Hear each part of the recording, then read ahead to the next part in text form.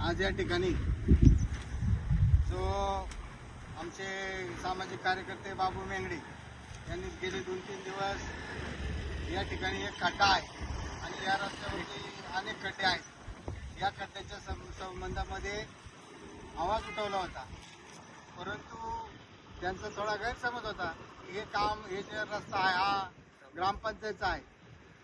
परंतु या ठिकाणी PWD अधिकाऱ्यांनी यांना विनंती देखील केलेली आहे, परंतु आज तागायत हा खड्डा या ठिकाणी PWD किंवा जिल्हा परिषद असेल या दोन्हीच्या वतीनं कुठल्याही प्रकारची कारवाई या ठिकाणी करण्यात आलेली नाही।